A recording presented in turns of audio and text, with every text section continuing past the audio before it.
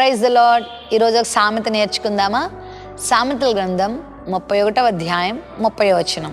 అందము మోసకరము, సౌందర్యం వ్యర్థము, యెహోవా యందు భయభక్తులు కలిగిన స్త్రీ కొనియాడబడును. సామెతల గ్రంథం 31వ అధ్యాయంలో గుణవతి అయిన భార్య గురించినటువంటి అమూల్యమైన విషయాలు తెలియచేయబడ్డాయి. మరి ప్రతి స్త్రీ కూడా ఈ లక్షణాలు కలిగి ఉంటే వారి కుటుంబాలు ఎంతో ఆశీర్వాదకరంగా ఉంటాయి. మరి ఈ లక్షణాలని కలిగి ఉండడానికి ప్రయత్నం చేయడం చాలా మంచిది.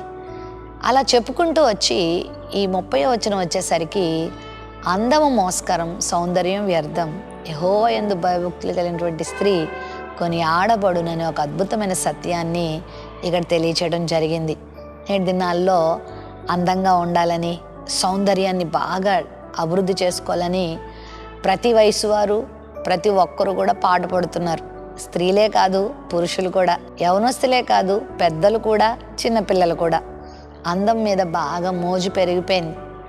ఆ అందం మీద ఎక్కువగా ఆసక్తి పెరిగి ఈ రోజుల్లో చాలామంది విపరీతమైన చేష్టలు కూడా చేస్తున్నారు.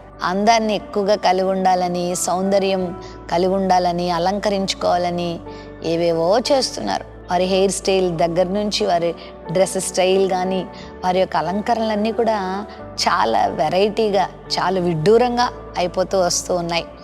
అయితే లోకానుసారమైనటువంటి భౌతికపరమైనటువంటి అందము, సౌందర్యం గురించినటువంటి తపన మోసకరము, అది వ్యర్థమైనది. వీటి కొరకు మన సమయాన్ని, మన ధనాన్ని, మన బలాన్ని మనం వృధా చేయకూడదు. బైబిల్ పరిశుభ్రంగా ఉండమని బోధిస్తుంది. పరిశుభ్రత చాలా అవసరం. శరీరాన్ని శుభ్రపరచుకోవడం, క్లీన్గా ఉంచుకోవడం, నీట్గా ఉంచుకోవడం మంచిదే.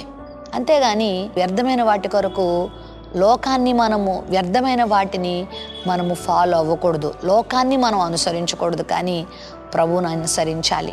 దేవుడు పైరూపాలని చూడడు, ఆయన హృదయాలంకరణను చూస్తాడు, సత్క్రియలను చూస్తాడు, దీన మనసును చూస్తాడు, పరిశుద్ధతను చూస్తాడు. హృదయాన్ని మనం అలంకరించుకోవాలి. ఆత్మీయ జీవితంలో దీనత్వాన్ని నేర్చుకోవడమే గొప్ప అలంకరణ.